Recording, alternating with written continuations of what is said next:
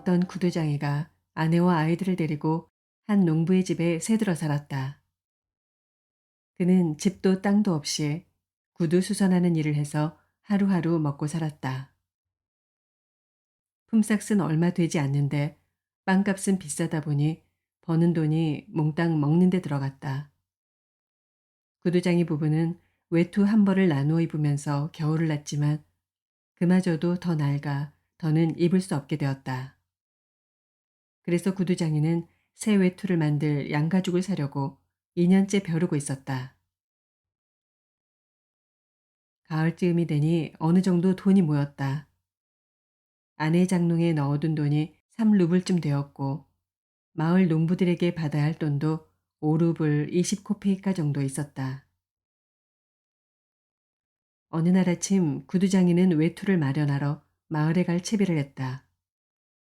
아침 식사를 마친 다음 자신의 셔츠 위에 아내의 무명 속옷을 입고 그 위에 긴 모직 외투를 걸쳤다. 그리고 3루블짜리 지폐를 주머니에 넣고 나뭇가지를 꺾어 만든 지팡이를 들고서 집을 나서며 생각했다.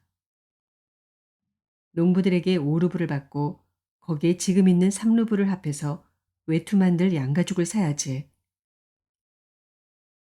마을에 도착한 구두장이는 첫 번째 농부의 집을 찾아갔다. 하지만 농부는 집에 없었고 그의 아내가 일주일 안에 남편 편에 돈을 보내겠다고 약속했다. 결국 구두장이는 돈을 받지 못하고 다음 농부 집으로 갔다. 그런데 이 농부는 맹세코 돈이 한 푼도 없다면서 장화 수선비로 20코페이카만 줬다. 어쩔 수 없이 구두장이는 외상으로 양가죽을 사려 했지만 가죽 장수는 그렇게는 안 된다고 잘라 말했다. 돈을 가져와요. 그러고 나서 얼마든지 마음에 드는 걸로 골라요. 외상값 받기가 얼마나 어려운지 우리 둘 다 잘 알잖아요. 이렇게 해서 구두장이가 손에 넣은 거라고는 수선비 20코페이카와 어느 농부가 가죽을 덧대달라며 맡긴 낡은 털 장화가 전부였다. 마음이 상한 구두장이는 20코페이카를 모두 털어 술을 마셔버리고는 양가죽은 사지도 못한 채 집으로 갔다. 아침에는 날이 쌀쌀한 것 같더니 술이 한 잔 들어가니까 양가죽 외투가 없어도 후끈후끈했다. 구두장이는 한 손으로는 지팡이로 꽁꽁 언 땅을 툭툭 치고 다른 한 손으로는 털장화를 흔들면서 터벅터벅 걸어갔다. 그러면서 혼잣말을 했다. 흥, 외투가 없어도 따뜻하게만 한걸. 얼마 마시지도 않았는데 온몸이 후끈후끈해지네. 외투 따위는 필요도 없겠어. 걱정 같은 건 다 잊고 가는 거야. 나는 그런 사람이잖아. 뭐가 문제야. 그깟 외투 없이도 얼마든지 살 수 있어. 그런 건 내 평생 필요 없어. 그런데 마누라가 마음에 걸린단 말이야. 꽤나 실망할 텐데. 정말 분한 건 죽어라 일을 하고도 이렇게 무시를 당한다는 거야. 어이, 이것 봐. 당장 돈을 가져오지 않으면 모자를 벗겨버리고 말 테다. 그렇게 하고 말고. 아니, 어떻게 그럴 수가 있지? 겨우 20코페이카를 주다니. 그 돈으로 대체 뭘 하라는 거야? 술 한 잔 마시니까 끝이잖아. 쪼들린다고 했겠다. 그래, 그렇다 치고. 그럼 나는 어떻고? 너희는 집도 있고 소도 있고 다 있잖아. 나는 이 몸뚱이가 전부란 말이다. 너희는 직접 농사를 지어서 먹고 살지만 난 하나에서 열까지 다 돈 주고 사야 한다고. 아무리 아끼려고 해도 빵을 사는 데만 일주일에 3루블이 든단 말이지. 집에 가면 빵이 다 떨어졌을 테니 또 1루블 반을 내놔야 돼. 그러니 잔말 말고 돈을 갚으란 말이다. 그렇게 걷다 보니 어느새 길모퉁이 교회 근처에 이르렀다. 교회 뒤쪽에 뭔가 허연 물체가 보였다. 구두장이는 유심히 살펴봤지만 이미 날이 어둑어둑해지고 있어서 제대로 보이질 않았다. 여기 저런 돌은 없었는데. 소인가? 그건 아닌 것 같고, 머리만 보면 사람 같은데 너무 허옇단 말이야.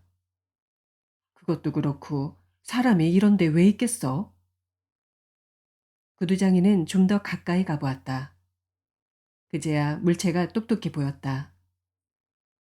뜻밖에도 그건 분명 사람이었다. 살았는지 죽었는지는 모르겠는데 아무튼 벌거벗은 채로 교회벽에 기대 꼼짝도 하지 않았다. 구두장이는 덜컥 겁이 났다. 누가 이 사람을 죽이고는 옷을 다 벗기고 여기에 버린 게 틀림없어. 더 가까이 갔다가는 무슨 봉변을 당할지 몰라. 그래서 그냥 가던 길을 갔다. 교회 모퉁이를 돌자 남자의 모습은 보이지 않았다. 구두장이는 교회를 다 지나고 나서 남자 쪽을 돌아보았다. 남자가 벽에서 떨어지며 몸을 조금 움직거렸다. 구두장이를 보는 것도 같았다. 그러자 구두장이는 더 겁이 났다. 가까이 가볼까? 아니, 그냥 가버릴까? 혹시 갔다가 험한 꼴이라도 당하면 어쩌지? 저놈이 어떤 놈인지 알게 뭐야. 좋은 일을 하고 이런 데 있을 리는 없으니 말이야. 가까이 갔다가는 놈이 달려들어서 날 목 졸라 죽일 수도 있어. 그럼 꼼짝없이 당하는 거지. 설령 목 졸라 죽이지 않는다 해도 괜히 얽혔다가는 골치 아파질 수도 있어. 저렇게 벌거벗은 사람에게 뭘 어떻게 하겠어. 옷을 몽땅 벗어줄 수는 없는 노릇이잖아. 에라, 모르겠다. 그냥 가자. 구두장이는 걸음을 재촉했다. 하지만 교회를 벗어날 때쯤 되자 자꾸만 양심의 가책이 느껴졌다. 구두장이는 가던 길을 멈추고 서서 혼잣말을 했다. 세몬, 지금 뭘 하자는 거야? 사람이 공경에 처해 죽어가는데 겁을 먹고 슬그머니 도망치려 하다니. 네가 엄청난 부자라도 된다는 거야? 돈이라도 뺏길까 봐 겁나는 거야? 이봐, 세몬. 이건 옳지 못한 행동이야. 세몬은 발걸음을 돌려 사내에게 갔다. 세몬이 다가가 살펴보니 사내는 건장해 보이는 젊은 사람이고 얻어맞은 흔적은 보이지 않았다. 다만 몸이 꽁꽁 얼었고 겁에 질린 것 같았다. 사내는 벽에 기대 앉은 채 세몬 쪽은 쳐다보지도 않았다. 눈을 뜰 힘조차 없어 보였다. 세몬이 더 가까이 가자 갑자기 사내가 정신이 든 듯 고개를 들더니 눈을 뜨고 세몬을 쳐다보았다. 그 눈빛을 보는 순간 세몬은 사내가 마음에 들었다. 세몬은 털장화를 땅에 던져놓고 허리띠를 풀어 그 위에 놓은 다음 외투를 벗었다. 얘기는 나중에 하고 자자 우선 이걸 입어요. 세몬이 사내를 부축해 일으켰다. 사내는 체격이 호리호리하고 몸이나 손발은 상처 하나 없이 깨끗했으며 얼굴 생김새도 귀여웠다. 세몬이 사내의 어깨에 외투를 걸쳐줬지만 사내는 소매에 팔을 넣지 못했다. 세몬은 두 팔을 소매에 끼워주고는 외투 자락을 당겨 앞을 여민 다음 허리띠를 단단히 맸다. 낡은 모자도 벗어서 씌워주려 하다 머리가 서늘해지자 슬그머니 생각이 바뀌었다. 나는 머리털이 하나도 없지만 이 젊은이는 긴 고수머리잖아. 세몬은 모자를 다시 썼다. 신발을 신겨주는 게 낫겠어. 세몬은 사내를 앉히고 털장화를 신겼다. 옳지, 됐어. 자, 움직이면서 몸을 좀 녹여보게. 무슨 일이든 우리가 걱정하지 않아도 다 해결될 거야. 그나저나 걸을 수 있겠나? 사내가 일어나서 친근한 눈길로 세몬을 바라봤지만 말은 한마디도 하지 않았다. 아, 왜 아무 말도 하지 않는 건가? 이런 데서 겨울을 날 건가? 집에 가야지. 기운이 없으면 여기 내 지팡이가 있으니 이걸 짚게. 자, 한번 걸어보라고. 사내가 걸음을 옮겼다. 세몬에게 뒤처지지 않고 곧잘 따라왔다. 그렇게 걸어가다 세몬이 물었다. 그런데 자네는 어디에서 왔나? 저는 이 고장 사람이 아닙니다. 그거야 나도 알지. 여기 사람들은 내가 다 알거든. 그러니까 여기 이 교회까지 어떻게 오게 됐냐는 말일세. 그건 말씀드릴 수 없습니다. 누가 몹쓸 짓이라도 한 건가? 결코 그런 일은 없었습니다. 저는 하나님께 벌을 받은 겁니다. 하긴 모든 게 하나님의 뜻이지. 그건 그렇고 어디든 들어가야 할 텐데 이제 어디로 갈 건가? 제겐 어디든 다 마찬가지입니다. 이 말을 듣고 세모는 깜짝 놀랐다. 사내는 나쁜 사람처럼 보이지도 않았고 말투도 공손했지만 자기에게는 통하지 않으려 했다. 말 못할 일도 얼마든지 있지. 세모는 이렇게 생각하며 사내에게 물었다. 우리 집에 같이 가는 게 어떻겠나? 잠깐이라도 몸을 녹일 수 있을 것세. 세몬이 집을 향해 걸어가자 사내도 그 옆에서 나란히 걸었다. 바람이 휙 일더니 세몬의 옷 속으로 파고들었다. 술기운이 가시면서 추위가 느껴졌다. 세몬은 코를 훌쩍거리며 안에 옷 앞서풀 여미면서 생각했다. 이게 다 무슨 일이야. 외투를 장만하러 갔다가 입었던 외투마저 뺏기고 거기에다 벌거숭이 사내까지 데려오다니. 마티로나가 한바탕 난리를 칠 텐데. 아내 생각을 하자 마음이 울적해졌다. 하지만 옆에 서 있는 사내를 보면서 교회 벽에 기대 자신을 바라보던 그의 눈길을 떠올리니 금세 기분이 좋아졌다.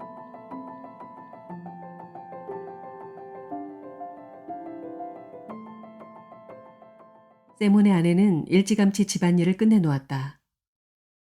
장작을 패고 물을 길어오고 아이들에게 저녁을 먹이고 자신도 저녁을 먹었다. 그리고 생각했다. 빵을 언제 구워야 하나? 오늘 할까? 아니면 내일 할까? 아직 큰 덩어리 하나가 남아 있었다. 세몬이 밖에서 점심을 먹고 오면 저녁은 많이 먹지 않을 테니 남은 빵으로 내일까지 충분할 거야.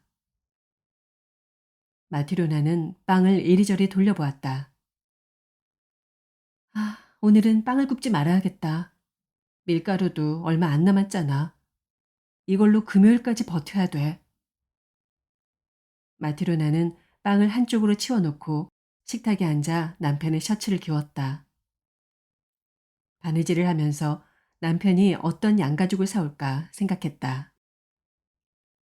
양가죽 장수에게 속아 넘어가면 안 되는데 사람이 워낙 어수룩해서 누구 하나 속이지는 못해도 자기는 어린아이한테도 속아 넘어가니 정말 걱정이야. 8루블이면 적은 돈이 아닌데 말이야. 그 정도면 좋은 외투를 장만할 수 있을 거야. 무드질된 가죽은 아니라 해도 어쨌든 외투는 장만할 수 있어. 작년 겨울에는 모피 외투가 없어서 얼마나 고생을 했어. 강이든 어디든 당최 갈 수가 있어야 말이지. 오늘만 해도 그래. 그 사람이 입을 만한 건 다 입고 나가는 통에 나는 몸에 걸칠 것 하나 없잖아. 아, 그나저나 왜 이렇게 늦는 거야? 올 때가 지났는데. 또 어디서 술을 진탕 마시고 있는 건 아닐까? 바로 그때 현관 계단이 삐걱거리며 누가 들어오는 소리가 들렸다. 마티로나가 얼른 바늘을 옷감에 찔러놓고 현관으로 가보니 남편이 모자도 없이 털장화를 신은 어떤 남자와 함께 집 안으로 들어섰다. 마티로나는 남편이 술을 마셨다는 걸 단박에 알았다. 그러면 그렇지. 또 마시고 왔구나. 남편은 외투도 없이 셔츠만 입은 채 텅 빈 손으로 말없이 서 있었다. 마트료나는 화가 머리끝까지 치밀었다. 이 얼굴도 모르는 불황자하고 펌하시느라 돈을 몽땅 날리고는 그것도 모자라 집에까지 끌고 온 거야? 마티로나가 두 사람을 집 안으로 들이고 나서 보니 그 처음 보는 젊은이가 빼빼 마른 몸에 걸친 옷은 바로 남편이 입고 나간 외투였다. 외투 안에는 셔츠도 입지 않았고 모자도 쓰지 않았다. 집 안으로 들어온 젊은이는 꼼짝도 않고 서서 바닥만 내려다보았다. 마티로나가 생각했다. 뭔가 나쁜 일을 저지른 게 분명해. 그래서 겁을 먹은 거야. 마티로나는 얼굴을 찡그리며 난로 쪽으로 가서 두 사람의 행동을 지켜보았다.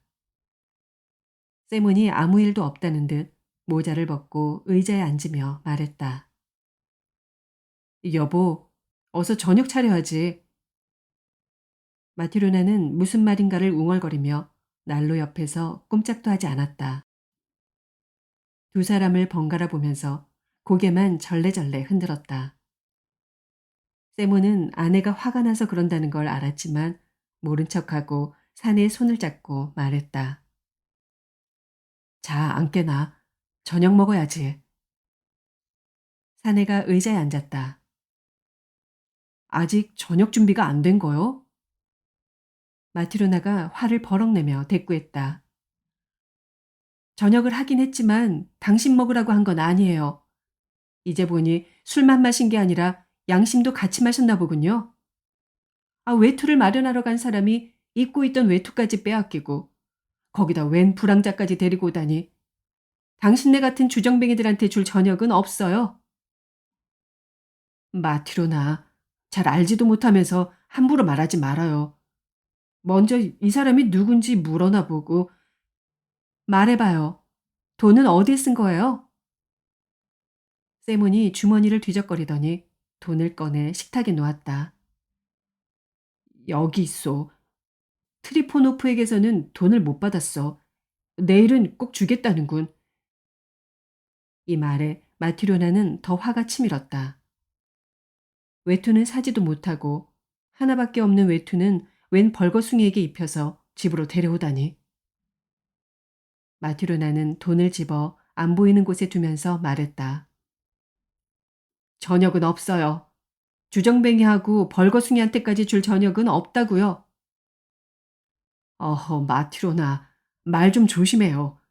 일단 내 말 먼저 들어보고. 주정뱅이한테 더 들을 말 없어요.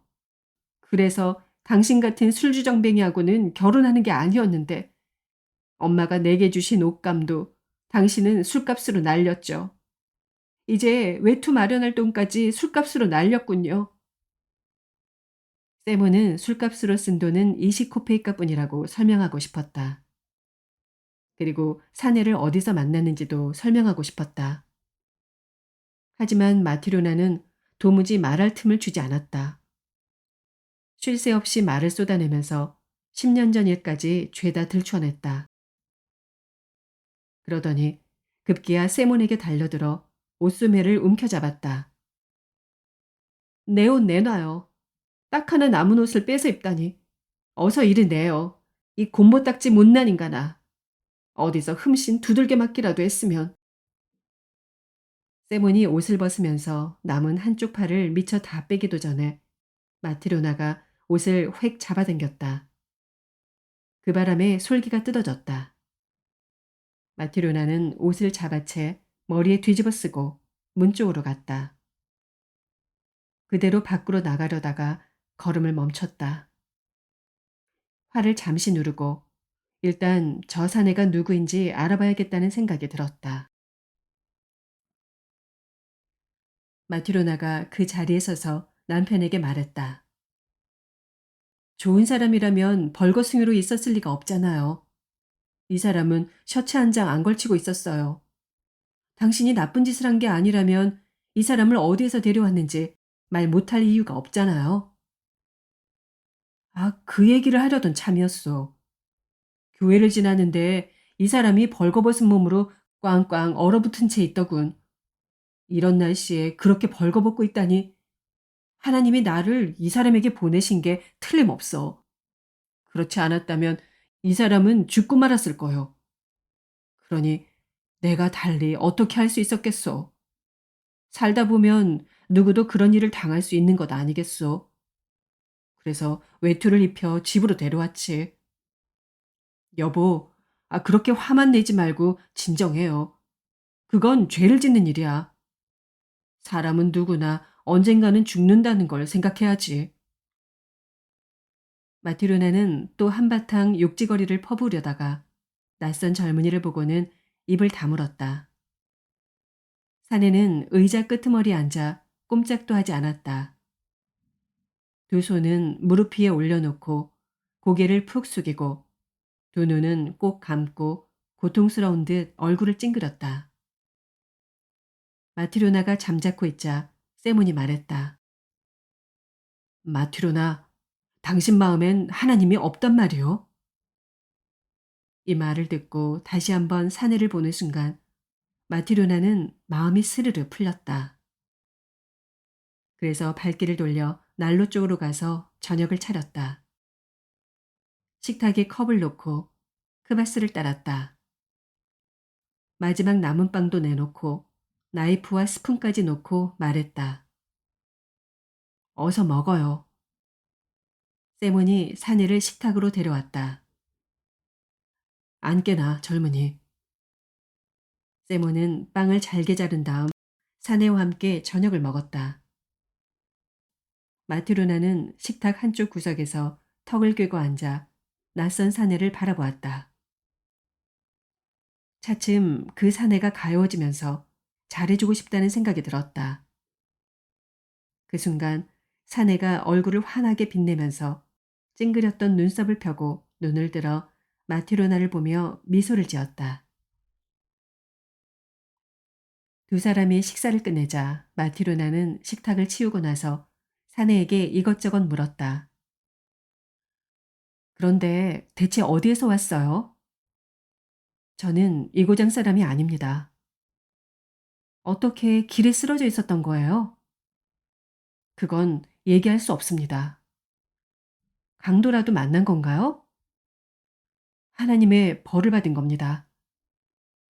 그래서 벌거벗은 채 쓰러져 있었다는 거예요? 네. 벌거벗은 채 얼어 죽어가고 있었죠. 그런데 세몬이 절 발견하고는 불쌍히 여겨 입고 있던 외투를 벗어주고 집으로 데려온 겁니다. 그리고 아주머니는 제게 먹을 것과 마실 것을 주면서 인정을 베풀어 주었고요. 두 분께 하나님의 은총이 내릴 겁니다. 마티로나는 조금 전 기워놓은 세몬의 셔츠를 창가에서 가져다 사내에게 주고는 바지도 한 벌 내밀었다. 셔츠도 안 입고 있던데 이거 입어요. 그리고 침대든 난로 옆이든 편한 곳에 누워서 눈 좀 붙여요. 사내는 외투를 벗고 셔츠와 바지를 입은 다음 침대에 누웠다. 마티로나는 등잔불을 끄고 외투를 집어 누워있는 남편 옆으로 갔다. 마티로나는 외투를 덮고 누웠지만 잠이 오지 않았다. 낯선 사내의 모습이 머릿속에서 떠나지 않았다. 사내가 남은 빵을 다 먹어서 내일 먹을 빵이 없는 데다 셔츠와 바지까지 내준 걸 생각하면 걱정이 되기도 했지만 사내의 웃는 얼굴을 떠올리다 보면 마음이 푸근해졌다. 한참을 뜬 눈으로 누워있던 마티로나는 남편도 잠을 못 이루는지 외투자락을 끌어당기는 소리를 듣고는 말했다. 여보, 왜? 빵을 다 먹어버린 데다 남은 반죽도 없으니 내일은 어떻게 해야 할지 모르겠어요. 이웃에 사는 말라냐에게 가서 좀 얻어올까요? 어떻게 되겠지. 삿입에 거미줄이 아치겠어. 마티로나는 한참 동안 잠자코 있다가 다시 입을 열었다. 좋은 사람 같은데 왜 자기가 누구인지 말을 안 할까요? 그럴 만한 사정이 있겠지. 여보, 왜? 우리는 이렇게 남을 도와주는데 어째서 우리를 도와주는 사람은 아무도 없을까요? 세모는 뭐라고 해줄 말이 없었다. 그만 잠이나 자요. 그냥 이렇게만 말하고 돌아 누워 잠이 들었다.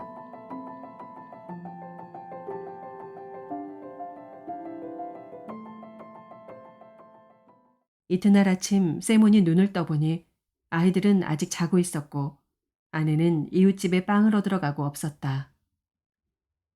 어제 온 사내는 낡은 셔츠와 바지를 입고 혼자 의자에 앉아 천장을 멍하니 보고 있었다. 얼굴은 전날보다 밝아 보였다. 세몬이 말을 건넸다. 어이 젊은이, 뱃속에는 빵을 집어넣어야 하고 몸에는 옷을 걸쳐야 하니 뭐든 일을 해서 먹고 살아야 하지 않겠나? 자네는 무슨 일을 할 줄 아나? 저는 아무것도 할 줄 모릅니다. 세모는 깜짝 놀랐지만 내색하지 않고 대답했다. 마음만 있으면 뭐든 배울 수 있다네. 모두 일을 하니까 저도 일을 해야겠지요. 이름이 뭔가? 미하일입니다. 그래, 미하일. 자신에 대해 얘기하고 싶지 않으면 안 해도 상관없네. 하지만 밥벌이는 해야지. 내가 가르쳐주는 대로 일을 하면 우리 집에서 지내게 해주겠네. 정말 감사합니다. 열심히 배우겠습니다. 뭐든 가르쳐주세요. 세모는 실을 들어 손가락에 감고 매듭을 만들었다. 어렵지 않아. 잘 보게.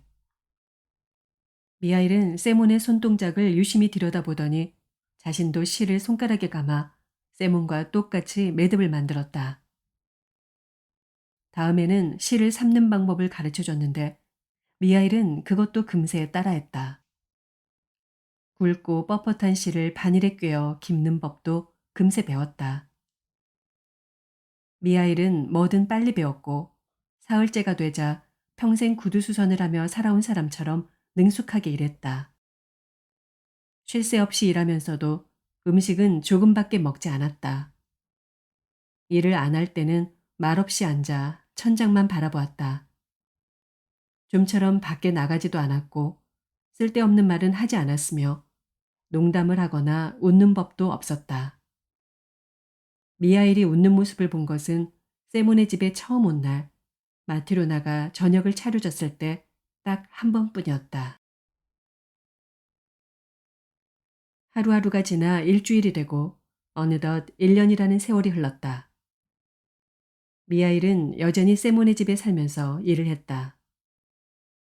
세몬 구두방의 직공만큼 튼튼하고 맵시 있게 구두를 만드는 사람이 없다는 소문이 퍼져 이웃 마을에서도 주문이 밀려들었다. 그 덕에 세몬의 수입은 점점 늘어갔다.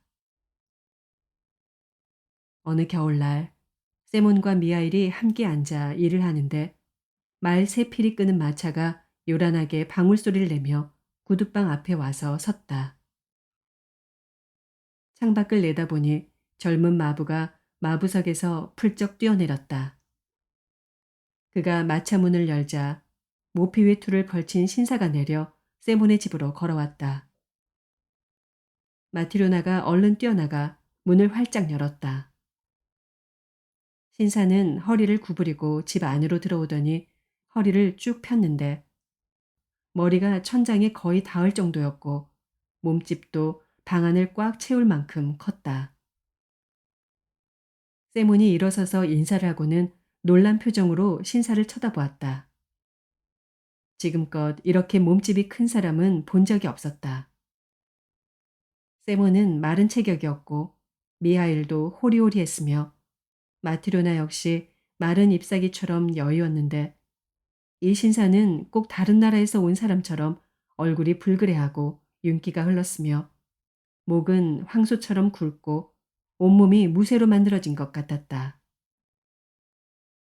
신사가 숨을 크게 한번 내쉬더니 외투를 벗고 의자에 앉으며 물었다. 이 구두방 주인이 누구인가? 세몬이 앞으로 나서며 대답했다. 제가 주인입니다, 나리. 그러자 신사가 자신이 데려온 하인에게 소리쳤다. 페치카, 그 물건을 가져와. 하인이 꾸러미 하나를 들고 뛰어들어왔다. 신사가 꾸러미를 받아 탁자에 놓았다. 어서 풀어라. 하인이 꾸러미를 풀었다. 신사가 손가락으로 가죽을 찌르며 세몬에게 말했다. 이 가죽을 잘 보게나. 예, 나리. 이게 어떤 가죽인지 알겠나? 세몬이 가죽을 만져보더니 말했다. 좋은 가죽이군요. 그야 당연하지. 멍청한 사람 같으니라고. 자네는 평생 이런 건 구경도 못 해봤을 걸세. 독일산이지. 20루블이나 주고 산 거라네. 세몬은 잔뜩 겁에 질렀다. 아, 저 같은 사람이 이런 가죽을 어디에서 구경하겠습니까? 그럴 테지. 그건 그렇고 이 가죽으로 내 발에 꼭 맞는 장화를 만들 수 있겠나? 그럼요, 나리. 그러자 신사가 큰 소리로 말했다. 만들 수 있단 말이지? 그렇다면 자네가 누구의 장화를 만드는지, 어떤 가죽으로 만드는지 꼭 명심하게. 1년을 신어도 뜯어지지 않고 모양도 절대 변하지 않는 장화를 만들어야 하네. 그런 장화를 만들 수 있다면 이 가죽을 재단하고 그럴 자신이 없다면 처음부터 손도 대지 말게. 미리 말해두는데 1년 안에 장화가 뜯어지거나 모양이 변하면 자네를 감옥에 넣어버릴 걸세. 대신 1년이 지나도 모양이 변하지 않고 뜯어지지도 않으면 10루블을 더 주겠네. 세모는 겁을 먹고 아무 대답도 하지 못했다. 그는 미아이를 힐끔 쳐다보며 팔꿈치로 쿡 찌르면서 작은 소리로 물었다. 어떻게 하지? 맡아야 하나? 미하일이 일을 맡으라는 듯 고개를 끄덕였다. 세모는 미하일이 시키는 대로 1년이 지나도 뜯어지거나 모양이 변하지 않을 장화를 만들기로 했다. 신사가 하인을 부르더니 왼쪽 장화를 벗기라고 하고는 발을 내밀었다. 치수를 재거라. 세모는 종이를 5cm 정도 길이로 잘라붙여 매끈하게 펴고는 무릎을 꿇고 앉았다. 그리고 신사의 양말을 더럽히지 않도록 손을 앞치마에 꼼꼼히 닦고서 치수를 쟀다. 먼저 발바닥과 발등의 높이를 잰 다음 종아리를 재려고 하는데 종이 자의 양끝이 닿지 않았다. 신사의 종아리가 통나무만큼이나 굵었기 때문이다. 이봐, 종아리가 끼지 않도록 하란 말이야. 세모는 종이를 더 이어붙여 치수를 쟀다. 신사는 양말 속의 발가락을 꼼지락거리며 집 안을 둘러보다가 미하일이 눈에 띄자 물었다. 저자는 누구인가? 저희 가게 직공입니다. 이 사람이 나리의 장화를 만들 겁니다. 신사가 미하일에게 말했다. 꼭 기억해두게. 1년을 신어도 끄떡없게 만들어야 하네. 세몬도 미하일을 돌아보았다. 그런데 미하일은 신사는 쳐다보지도 않고 마치 누가 있기라도 한 듯 신사의 뒤쪽 구석만 빤히 바라보았다. 그렇게 한참을 있더니 갑자기 얼굴을 환히 밝히며 빙긋 미소를 지었다. 신사가 윽박지르듯 말했다. 아, 바보처럼 왜 희죽거리는 거냐? 기한 내에 만들 생각이 날 것이지. 틀림없이 기한 내에 만들겠습니다. 미하일이 대답했다. 반드시 그렇게 해라. 신사는 장화를 다시 신고 외투를 여며 입고는 문 쪽으로 갔다. 그런데 허리 굽히는 걸 깜빡 잊는 바람에 문틀에 머리를 부딪히고 말았다. 신사는 욕설을 내뱉고는 이마를 문지르면서 마차를 타고 떠났다. 신사가 가고 나서 세몬이 말했다. 꼭 돌덩이 같네. 몽둥이로 내리쳐도 끄떡 없겠어. 머리를 그렇게 세게 부딪혔는데 아무렇지도 않은가 봐. 마티로나도 한마디 했다. 그렇게 잘 먹고 잘 사는데 튼튼한 게 당연하지요. 저승사자도 저런 사람은 못 잡아갈걸요. 세몬이 미하일에게 말했다. 일을 맡긴 했지만 까딱 잘못하면 큰 낭패를 볼 수 있어. 가죽은 비싼 데다 나리가 성질이 불같으니 말이야. 절대 실수하면 안 돼. 그래서 말인데 자네가 나보다 눈썰미가 정확하고 손도 빠르니 이 치수대로 재단을 하게나. 그러면 내가 가죽을 꿰매겠네. 미하일은 세몬이 시키는 대로 작업대에 가죽을 펴고 반으로 접은 뒤 칼로 재단하기 시작했다. 마티로나가 미하일 옆으로 와서 재단하는 모습을 보다가 깜짝 놀랐다. 그동안 장화 만드는 걸 많이 봐왔기 때문에 방법을 훤히 안다고 생각했는데 미하일은 장화 모양과 다르게 가죽을 둥글게 잘랐던 것이다. 마티로나는 한마디 하려다 그만두었다. 나리의 장화를 만드는 거니까 내가 모르는 뭔가가 있겠지. 아무려면 미하일이 나보다 더 잘 알 테니 아무 소리 하지 말자. 가죽 재단을 끝낸 미하일이 가죽을 깁기 시작했는데 장화를 만들 때는 실을 두 가닥으로 겹쳐 기워야 하는데 슬리퍼를 만들 때처럼 한 가닥으로 기웠다. 마티루나는 그것도 이상했지만 역시 아무 말 하지 않았다. 미하일은 점심때가 되도록 쉬지도 않고 열심히 가죽을 꿰맸다. 세몬이 자리에서 일어나 미하일 쪽을 보았다. 그런데 신사의 가죽으로 슬리퍼를 만들어 놓은 것이 아닌가. 세몬은 앞이 캄캄해져 탄식을 내뱉었다. 아, 어쩌지. 지난 1년 동안 단 한 번도 실수한 적 없던 미하일이 이런 끔찍한 실수를 하다니. 나리는 굽이 있는 장화를 주문했는데 납작한 슬리퍼를 만드느라 가죽을 다 버려놓았어. 한 나리에게는 뭐라고 변명을 해야 하지? 이런 가죽은 구할 수도 없는데. 세몬이 미하일에게 물었다. 아, 자네 도대체 무슨 짓을 한 건가? 자네 때문에 난 이제 죽은 목숨이야. 나리가 주문한 것은 장화인데 도대체 뭘 만들어 놓은 건가? 세몬이 뭐라고 더 다그치려는데 문고리가 덜컹거리는 소리가 들렸다. 누군가 문을 두드렸다. 세몬과 미하일이 창문으로 내다보니 어떤 사람이 타고 온 말을 붙들어 메고 있었다. 문을 열자 좀 전에 신사를 따라왔던 하인이 들어왔다. 안녕하세요.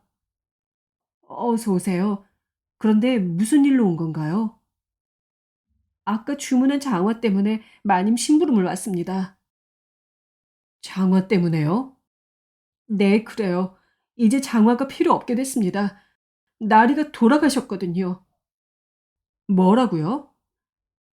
이곳에서 나와 집으로 가는 도중에 마차 안에서 돌아가셨습니다. 집에 도착해서 나리를 내려드리려고 마차 문을 열었더니 짐짝처럼 의자에서 굴러 떨어지셨어요. 이미 숨을 거두셨죠. 온몸이 뻣뻣하게 굳어서 간신히 마차에서 끌어내렸습니다. 그래서 마님이 제게 장화를 주문하면서 가죽을 맡긴 그 구두방에 가서 이제 장화는 필요 없게 됐으니 죽은 사람에게 신길 슬리퍼를 빨리 만들어 달라고 해라. 슬리퍼를 다 만들 때까지 기다렸다가 가지고 와야 한다고 분부를 내리셨습니다. 그래서 제가 이렇게 온 겁니다. 그러자 미하일이 남은 가죽을 집어들어 둘둘 말았다. 그리고 만들어 놓은 슬리퍼를 집어 탁탁 털고 나서 앞치마로 닦더니 가죽 뭉치와 함께 하인에게 건넸다. 하인이 그걸 받아들고 말했다. 그럼 안녕히 계세요. 전 이만 갑니다.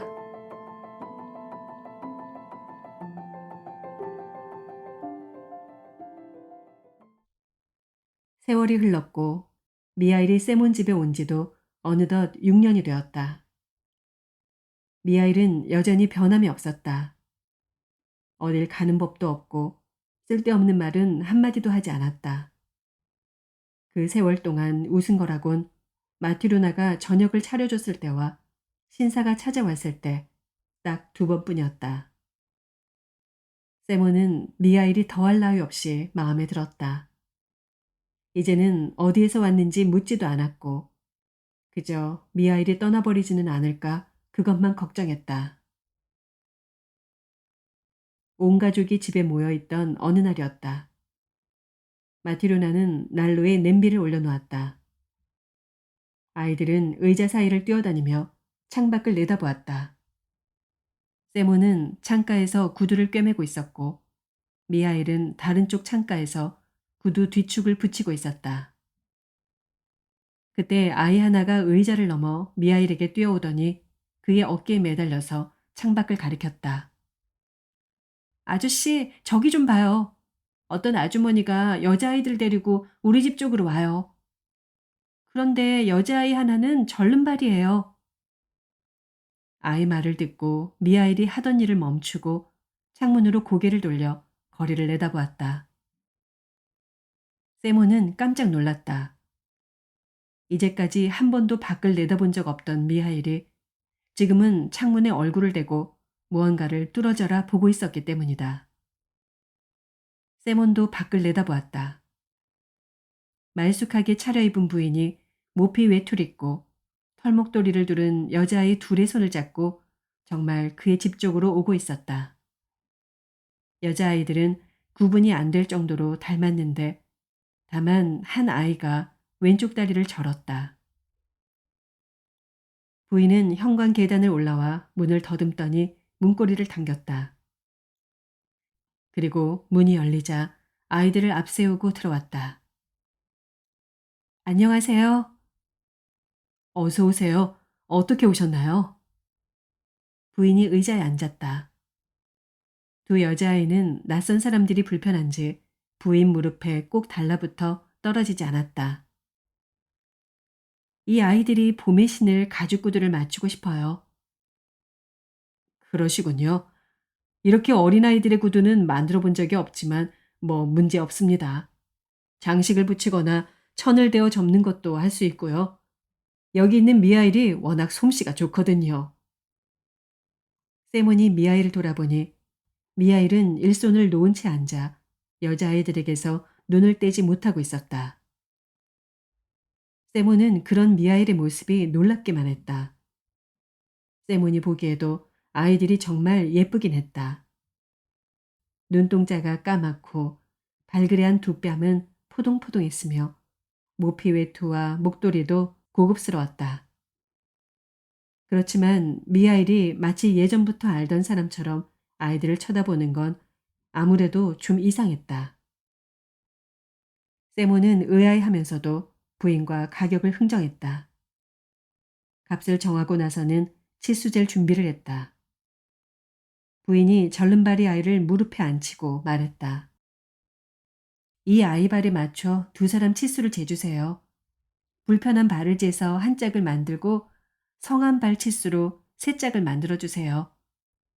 둘이 쌍둥이라 발 치수도 똑같답니다.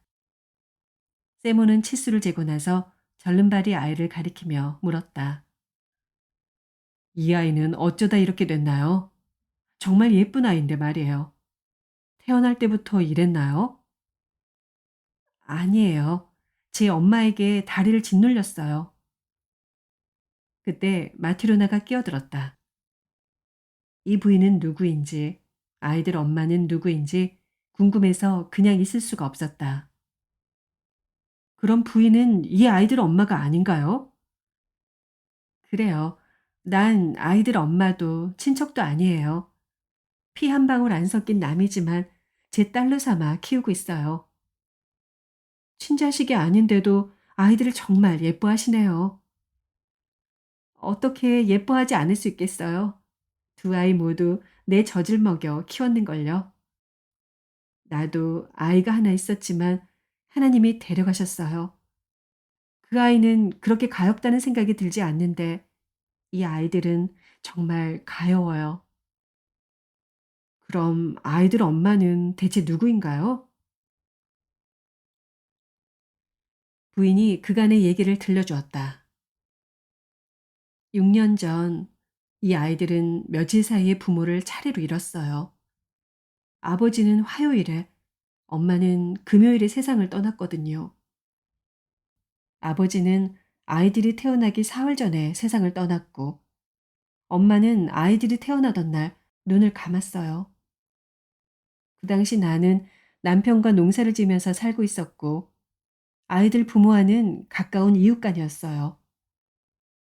아이들 아버지는 나무꾼이었는데 늘 혼자 숲에서 일을 했어요. 그러던 어느 날 나무를 베다가 나무 한 그루가 쓰러지면서 그 밑에 깔리고 말았지요. 몸을 가로질러서 나무가 떨어지는 바람에 몸이 짓이겨지고 내장이 쏟아져 나왔어요. 겨우겨우 집으로 옮겼지만 아이들 아버지는 이내 숨을 거두고 말았지요. 그리고 며칠 뒤에 이 아이들이 태어난 거예요. 아이들 엄마는 가난한 데다가 곁에서 돌봐줄 사람도 하나 없었어요. 혼자서 아기를 낳고 혼자서 죽어간 거죠. 다음날 아침 들러봤더니 가엾게도 아이들 엄마 몸은 이미 차갑게 식어 있더군요. 그런데 숨을 거두면서 아이 위로 쓰러지는 바람에 아이의 한쪽 다리가 눌려 못 쓰게 됐답니다. 마을 사람들이 와서 시신을 씻기고 옷을 입히고 관을 만들어서 장례를 치러줬어요. 다들 좋은 사람들이었죠. 그런데 남은 아이들을 누가 돌봐야 할지가 문제였어요. 거기에 있는 여자들 가운데 젖먹이를 키우는 사람은 나뿐이었어요. 그때 내겐 태어난 지 8주 된 사내 아이가 있었거든요. 그래서 내가 당분간 아이들을 맡기로 했어요. 마을 사람들이 모여서 아이들을 어떻게 해야 할지 한참 고민하다가 내게 말하더군요. 마리아, 당분간만 아이들을 맡아줘요. 우리가 곧 다른 방법을 찾아볼게요. 그래서 아이들을 키우게 됐는데 처음에는 성한 아이에게만 젖을 물리고 다리가 불편한 아이에게는 젖을 주지 않았어요. 얼마 못 살 거라고 생각했거든요. 그런데 아무 죄도 없는 아이에게 못할 짓이라는 생각이 들었어요. 아이가 너무 가엾더군요. 그래서 이 아이에게도 젖을 먹이기 시작했죠. 그러니까 내 아이와 이 쌍둥이 아이들 모두 세 아이에게 젖을 먹인 거예요. 젊고 건강한 데다 먹기도 잘 먹었거든요. 그리고 하나님이 젖을 충분히 주셔서 어떤 때는 넘쳐 흐르기도 했어요. 언제나 두 아이에게 동시에 젖을 먹이다가 한 아이가 실컷 먹고 젖에서 입을 떼면 기다리고 있던 다음 아이에게 또 젖을 물렸죠. 그런데 하나님 뜻이었는지 이 두 아이는 잘 자랐지만 내 아이는 2살이 되던 해 그만 세상을 떠나고 말았답니다. 살림살이는 넉넉했지만 아이는 다시 생기지 않았어요. 지금은 어느 상인의 방앗간에서 일해요. 벌이가 좋아서 사는 건 편한데 아이는 없어요. 그러니 이 아이들마저 없다면 사는 게 얼마나 적적하겠어요. 이 아이들을 사랑할 수밖에 없지요. 이 아이들은 내 삶의 낙이랍니다. 부인은 절름발이 아이를 한 손으로 꼭 끌어안으며 다른 한 손으로 뺨에 흐르는 눈물을 닦았다. 마트로나가 한숨을 내쉬며 말했다. 부모 없이는 살 수 있어도 하나님 없이는 살 수 없다고 하더니 정말 그 말이 맞나 보군요. 잠시 이런저런 얘기를 나누고 나서 부인은 그만 가려고 자리에서 일어섰다. 세몬과 마티로나는 부인을 배웅하며 미하일 쪽을 돌아보았다. 미하일은 두 손을 무릎 위에 얹고 앉아 천장을 바라보며 미소를 짓고 있었다. 세몬이 미하일에게 다가가 어떻게 된 일인지 물었다. 미하일은 의자에서 일어나 일감을 내려놓고는 앞치마를 벗었다. 그리고 세몬 부부에게 허리를 굽혀 인사를 하고 말했다. 저를 용서해 주세요. 이제 하나님께서 저를 용서해 주셨으니 부디 두 분께서도 용서해 주십시오. 그때 미하일의 몸에서 빛이 퍼져나왔다. 세몬도 자리에서 일어나 미하일에게 머리를 숙이며 말했다. 자네가 보통 사람이 아니고 그래서 자네를 붙잡아둬서도 뭘 캐물어서도 안 된다는 걸 알겠네. 그래도 한 가지만 대답해 주게나. 내가 자네를 처음 발견해서 집에 데려왔을 때 자네는 몹시 침울한 얼굴을 하고 있었네. 그러다 아내가 식사를 차려주자 미소를 지으면서 표정이 밝아지더군. 신사가 장화를 주문하러 왔을 때도 얼굴이 환해지면서 미소를 지었지. 그리고 조금 전 그 부인이 아이들을 데리고 왔을 때 자네는 세 번째로 환하게 웃으며 온몸에서 빛이 났네. 왜 자네 몸에서 빛이 나는지, 왜 세 번을 웃었는지 말해주게. 미하일이 대답했다. 제게서 빛이 나는 것은 이제 하나님께서 저의 죄를 용서해 주셨기 때문입니다. 그리고 세 번 웃은 건 하나님이 저를 이 땅에 보내면서 깨달으라고 하신 세 가지 진리를 깨달았기 때문입니다. 첫 번째 진리는 아주머니가 저를 가엾게 여겨 친절을 베풀어 주셨을 때 깨달았고, 그래서 처음으로 웃은 것이지요. 두 번째는 그 부자나리가 장화를 주문하러 왔을 때 깨달았고, 그래서 두 번째로 웃었습니다. 그리고 조금 전 어린아이들을 봤을 때 마지막 세 번째 진리를 깨달았습니다. 그래서 세 번째로 미소를 지은 겁니다. 세몬이 또 물었다. 그런데 자네는 무슨 이유로 하나님께 벌을 받은 건가? 그리고 세 가지 진리라는 것은 무엇인가? 내게도 알려주게. 제가 벌을 받은 것은 하나님의 말씀을 거역했기 때문입니다. 저는 하늘나라 천사였지만 하나님 말씀에 순종하지 않았습니다. 하나님은 제게 한 여인의 영혼을 거두오라고 명하셨습니다. 그래서 이 땅으로 내려와 보니 여인 하나가 막 쌍둥이 딸을 낳고 병든 몸으로 누워 있었습니다. 아기들이 제 엄마 옆에서 꼼지락거렸지만 여인은 아이들에게 젖을 줄 힘조차 남아있지 않았습니다. 저를 본 여인은 하나님이 자신을 데려가기 위해 보낸 천사라는 걸 알고 슬피 흐느끼며 애원했습니다. 천사님, 남편은 바로 며칠 전에 나무에 깔려 죽었습니다. 제게는 부모 형제도 없고 친척도 없습니다. 우리 아이들을 돌봐줄 사람이 아무도 없어요. 그러니 제발 절 데려가지 말아주세요. 아이들을 제 손으로 먹이고 키울 수 있게 해주세요. 아이들은 부모 없이 살아갈 수가 없어요. 전 그 여인의 말을 들어주었습니다. 한 아이에게 여인의 젖을 물려주고 또 한 아이는 여인의 품에 안겨준 다음 하늘나라로 돌아갔죠. 그리고 하나님 앞에 가서 말했습니다. 그 어머니의 영혼을 거두어올 수가 없었습니다. 여인은 며칠 전 남편이 나무에 깔려 죽고 이제 막 쌍둥이가 태어났다며 제발 영혼을 거둬가지 말아달라고 애원했습니다. 아이들을 제 손으로 먹이고 키울 수 있게 해주세요. 아이들은 부모 없이 살아갈 수가 없어요. 라고 말했습니다. 그래서 여인의 영혼을 거둬올 수가 없었습니다. 그러자 하나님께서 말씀하셨습니다. 어서 가서 그 여인의 영혼을 거두어 와라. 그러면 세 가지 진리를 깨닫게 될 것이다. 사람의 마음에는 무엇이 있는가? 사람에게 허락되지 않은 것은 무엇인가? 사람은 무엇으로 사는가? 이 세 가지 진리를 깨달은 뒤에야 하늘나라로 돌아올 수 있다. 그래서 저는 다시 세상으로 내려와 그 여인의 영혼을 거두었습니다. 아이들은 제 어머니 품에서 떨어져야 했죠. 그런데 여인의 시신이 구르면서 한 아이를 짓누르는 바람에 아이의 한쪽 다리가 못쓰게 되고 말았습니다. 그리고 제가 여인의 영혼을 하나님 앞에 바치려고 마을을 떠나 하늘로 올라가는데 갑자기 바람이 휘몰아치면서 제 양쪽 날개가 부러졌습니다. 그래서 여인의 영혼만 하나님 앞으로 가고 저는 땅에 떨어져 길가에 쓰러져 있었던 겁니다.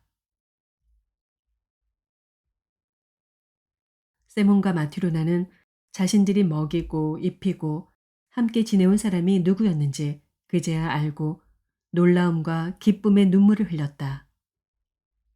천사가 말했다. 저는 벌거벗은 채 홀로 들판에 버려졌습니다. 그렇게 인간이 되고 나서야 인간의 고통과 추위와 배고픔을 알게 되었죠.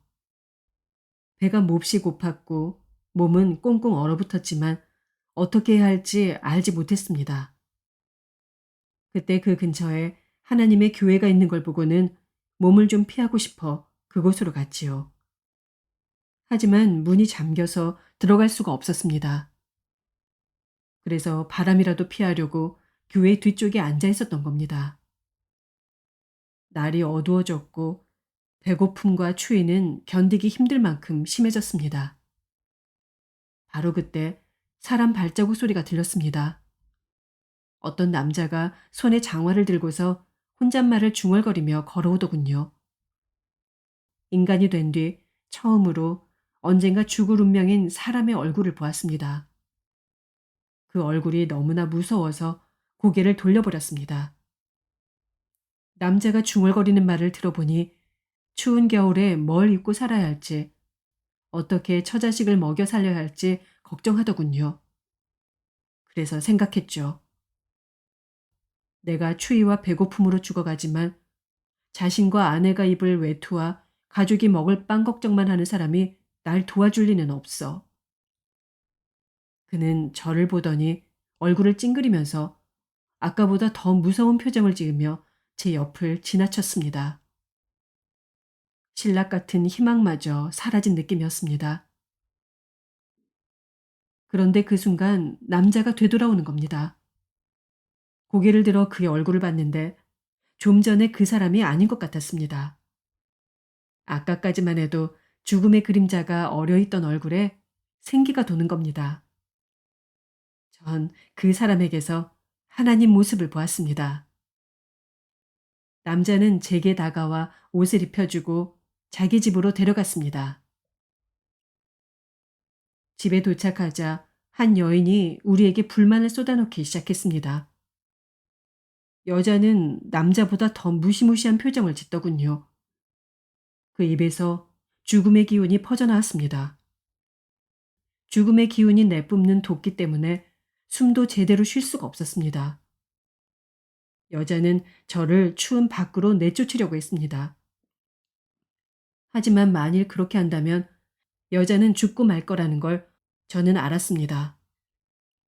그때 남편이 여자에게 하나님 얘기를 꺼냈습니다. 갑자기 여자의 태도가 달라지더군요. 여자가 제게 저녁을 차려주면서 절 바라보았습니다. 그때 그녀 얼굴에 더는 죽음의 그림자가 보이지 않았고 생기가 넘쳤습니다. 저는 그 얼굴에서도 하나님 모습을 보았습니다. 그 순간 사람의 마음에 무엇이 있는지 알게 되리라고 하신 하나님의 첫 번째 말씀이 떠올랐습니다. 그리고 사람의 마음에는 사랑이 있다는 걸 깨달았죠. 하나님이 약속하신 것을 제게 보여주셨다고 생각하니 참으로 기뻤습니다. 그래서 처음으로 웃은 것입니다. 하지만 아직 전부를 알지는 못했습니다. 사람에게 허락되지 않은 것이 무엇인지, 사람은 무엇으로 사는지는 여전히 알 수 없었지요. 이 집에 와서 지낸 지 1년이 흘렀습니다. 한 남자가 오더니 1년을 신어도 모양이 변하거나 뜯어지지 않는 장화를 주문하더군요. 그런데 전 그 사람 어깨 뒤에 제 친구인 죽음의 천사가 있는 걸 보았습니다. 그 천사는 저 말고는 아무도 보지 못했습니다. 하지만 전 천사를 알아보았고 그날 밤 해가 지기 전에 천사가 신사의 영혼을 데려가리라는 걸 알았습니다. 그래서 혼자 생각했죠. 이 사람은 날이 저물기 전에 죽을 거라는 것도 모르고 1년을 준비하는구나. 그때 사람에게 허락되지 않은 것이 무엇인지 알게 되리라는 하나님의 두 번째 말씀이 기억났습니다. 사람의 마음에 무엇이 있는지는 이미 알아냈습니다. 그리고 이제 사람에게 허락되지 않는 것이 무엇인지도 깨달았습니다. 사람은 자신에게 무엇이 필요한지 아는 능력을 얻지 못했던 겁니다. 그때 두 번째로 미소를 지었지요. 친구인 천사를 본 것도 기뻤고 하나님이 제게 두 번째 진리를 깨닫게 하신 것도 기뻤습니다. 그러나 아직 한 가지가 남아 있었습니다. 사람은 무엇으로 사는가에 대한 답은 얻지 못했던 겁니다. 그래서 하나님이 마지막 진리를 알게 해주실 때를 기다렸습니다.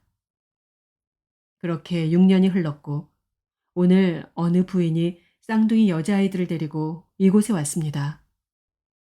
전 그 아이들을 한눈에 알아보았고 아이들이 지금까지 어떻게 살았는지도 알게 되었습니다. 부인의 이야기를 듣고 생각했습니다.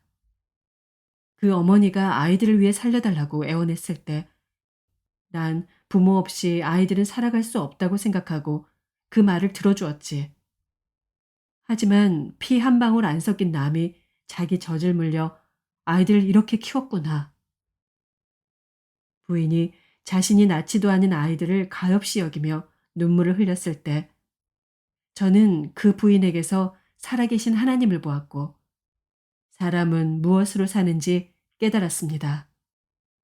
그리고 하나님이 세 번째 진리를 깨닫게 하시고 절 용서하셨다는 걸 알고서 세 번째로 웃었던 겁니다.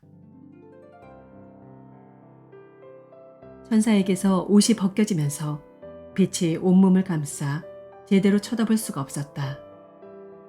천사의 목소리는 점점 커져서 그의 입에서 나오는 것이 아니라 하늘에서 들려오는 것 같았다. 천사가 말했다. 사람은 누구나 자신을 위한 염려가 아니라 사랑으로 사는 것임을 깨달았습니다. 그 어머니에게는 아이들이 살아가려면 무엇이 필요한지 알 수 있는 능력이 없었고 그 부자 역시 자신에게 무엇이 필요한지 알 수 있는 능력이 없었습니다. 날이 저물었을 때 자신에게 무엇이 필요할지, 산자가 신을 장화가 필요할지, 죽은 자가 신을 슬리퍼가 필요할지 알 수 있는 사람은 아무도 없습니다. 제가 사람이 되어 살아갈 수 있었던 것은 제 힘으로 스스로를 보살필 수 있어서가 아니라 지나가던 사람과 그의 아내가 사랑과 온정을 베풀어 주었기 때문입니다. 부모를 잃은 그 아이들이 살 수 있었던 것은 스스로를 보살필 수 있어서가 아니라 이웃집에 사는 한 여인이 따뜻한 마음으로 아이들을 가엾이 여기고 사랑했기 때문이었습니다. 이렇듯 사람은 누구나 자신에 대한 걱정과 보살핌으로 사는 것이 아니라 사람의 마음에 있는 사랑으로 사는 것입니다. 하나님이 인간에게 생명을 주시고 그들이 잘 살아가기를 바란다는 건 알고 있었습니다. 하지만 이제 또 한 가지를 깨달았습니다. 하나님은 사람들이 떨어져 사는 것을 원하지 않기 때문에 각자가 자신에게 무엇이 필요한지 아는 능력을 주지 않으셨습니다. 하나님은 사람들이 함께 살아가기를 원하기 때문에 자신뿐만 아니라 다른 모든 이에게 필요한 게 무엇인지 알게 하셨습니다. 사람들이 자신을 염려하고 돌봄으로 살 수 있는 것 같지만 사실은 오직 사랑으로만 살 수 있다는 것을 이제 깨달았습니다. 사랑으로 사는 사람은 하나님 안에 사는 것이며 하나님은 그 사람 안에 살고 계십니다. 하나님은 곧 사랑이기 때문입니다. 그리고 천사는 하나님을 찬양하는 노래를 불렀다. 그 소리에 세몬의 집이 흔들리고 천장이 갈라지더니 땅에서 불기둥이 하늘로 치솟았다. 세몬 부부와 아이들은 바닥에 엎드렸다. 천사의 등에서 날개가 돋아났고 천사는 하늘로 올라갔다. 세몬이 정신을 차렸을 때 집은 예전 그대로였고 거기에 가족 말고는 아무도 없었다.